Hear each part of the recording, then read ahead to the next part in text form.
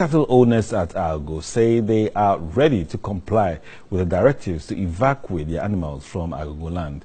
They, however, pleaded for 2 additional days to enable them evacuate their animals.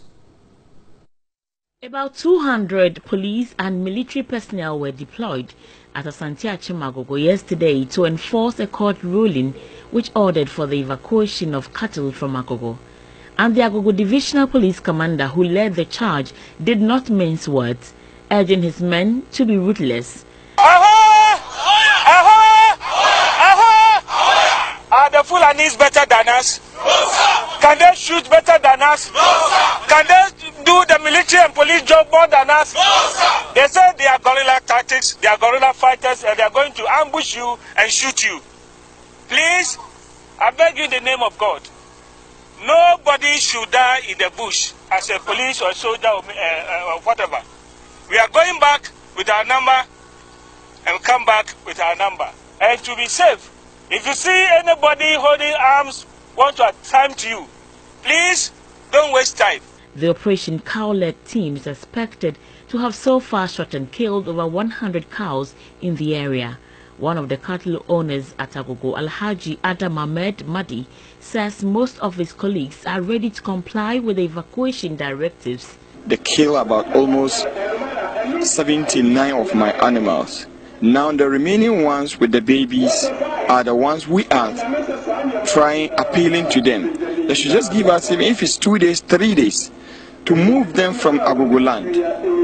This is all what we are trying, begging the MP. He also pleaded with the security personnel to revise their decision to shoot and kill their cattle. People's cows they killed yesterday is over 200 and something. They killed them. And then those people are Ghanaian citizens basing here in Agogo. There has been a standoff between farmers and nomadic herdsmen at Agogo over the destruction of farms by cattle over the past 25 years. A Kumasi High Court in 2012 ordered the evacuation of the animals from the area, but the herdsmen did not comply with the directives.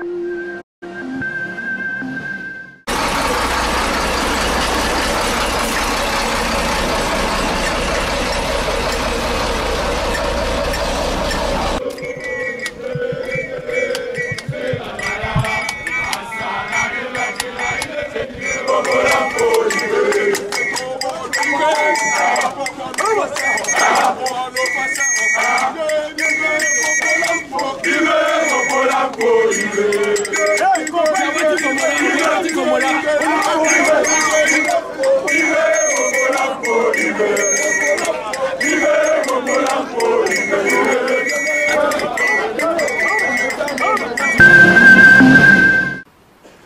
therefore humbly and respectfully appeal to His Excellency Nana Addo Dankwa Akufo-Addo, the head of state and the Commander-in-Chief of the Armed Forces, to use his good office and the high-ranking place in the country to intervene in order to bring the ongoing hostilities against the Fulanis without any further delay.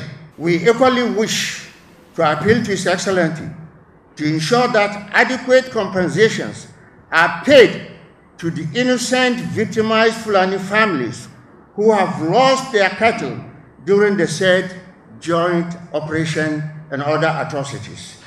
We wish to seize this opportunity to appeal to His Excellency the Secretary General of the United Nations, Mr. Antonio Guterres, to see to the protection of Fulanis in Ghana as provided by the Charter of the United Nations. The Eastern Regional Security Council is set to beef up security to curb alleged illegal activities by Fulani herdsmen. Regional Minister in Tribuisi Hakot Setre says the RECSEC has received several reports from residents about the Fulani herdsmen illegal activities. Military, police, immigration and BNI officers have been deployed in 4 districts in the region.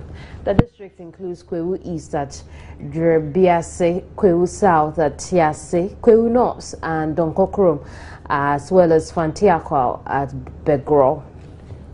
Have been put in place accordingly. If for any reason there are any complaints, make sure you pass it through your various chains of command.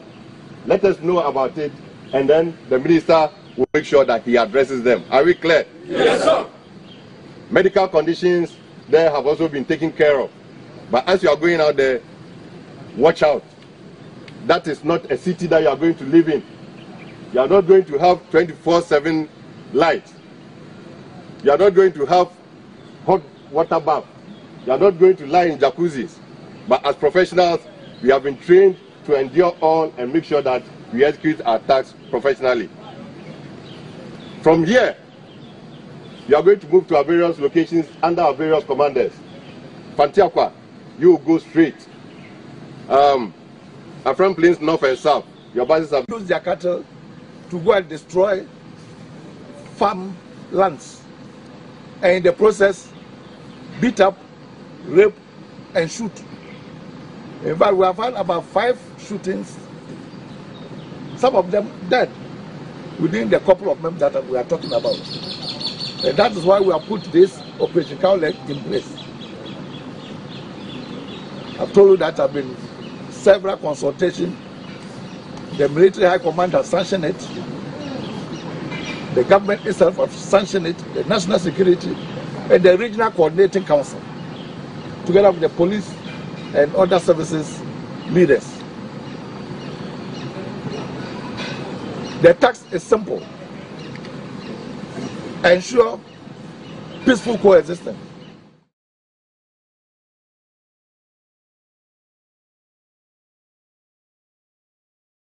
Can actually, I need to take you up on that. Let me give you a perspective. Yes.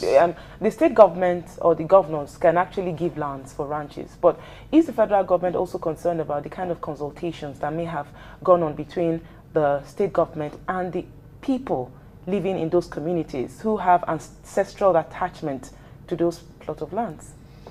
Ancestral attachment? You can only have attachment when you are alive. If you are talking of ancestral attachment, if you are dead, what does the attachment matter? What does it matter again? Ancestral attachment, you can only have attachment when you are alive. If you are talking of ancestral attachment, if you are dead, what does the attachment matter? What does it matter again? So if there is no land, genuinely fine. But where you have land and you can do something, please do for peace. What will the land be used for if those who own it are dead at the end of the day? What will the land be used for if those who own it are dead at the end of the day? Do me a favor, please. Get out of here. Get right here, man. Shit, I'm saying. Unfortunately, we had to. I was going to ask you when the federal government will perhaps, maybe the president will perhaps give the go-ahead to the Inspector General of Police to reveal those politicians that are sponsoring the killings across the country. And exactly. And the indigenship and citizenship question as well. It's better, like somebody has said before, it's better to live on the land than to be under the land. Under the land. It's better, like somebody has said before, it's better to live on the land than to be under the land. Under the land.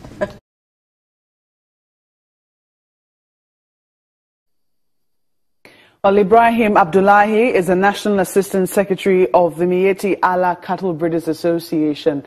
Thank you for coming on Sunrise Daily this morning. Thank you. Good morning, Nigerians. You have said that this new crisis has caught you by surprise. Yeah, it is surprising because we thought people would learn lesson. You said they would. You thought they would learn lessons, and you said that these lessons were rooted in the 2011 crisis. Exactly. You also allege that this, people are coming from the outside. Yeah, and this is why the recent crisis started in a village called Ninte.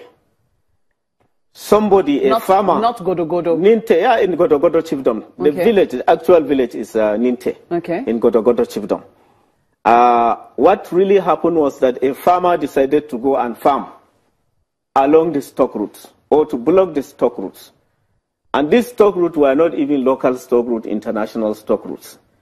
You know that a cow is just like water. If you build your house along the water,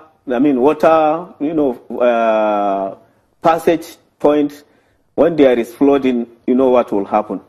That water will not just go around because your house is there. It will just take out your house.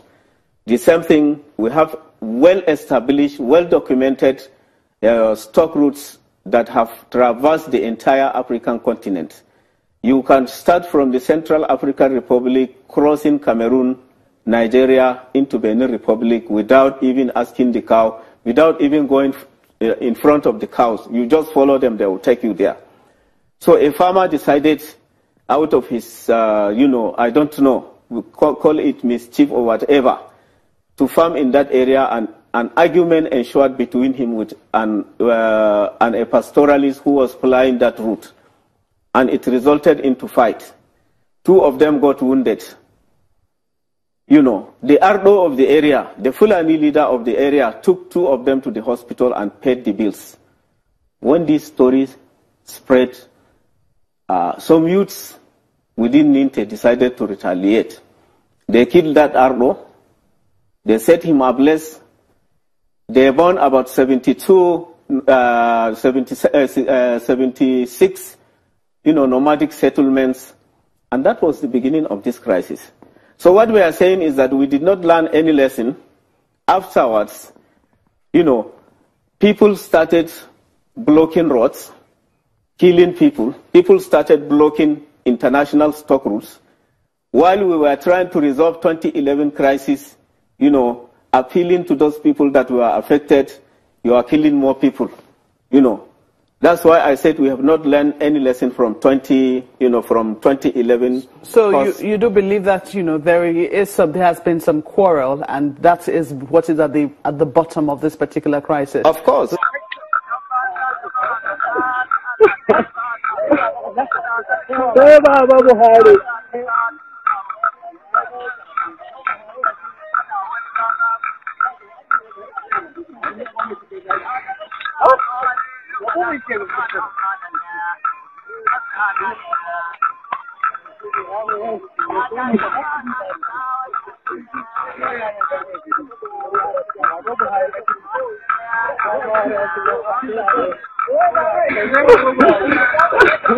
Guys,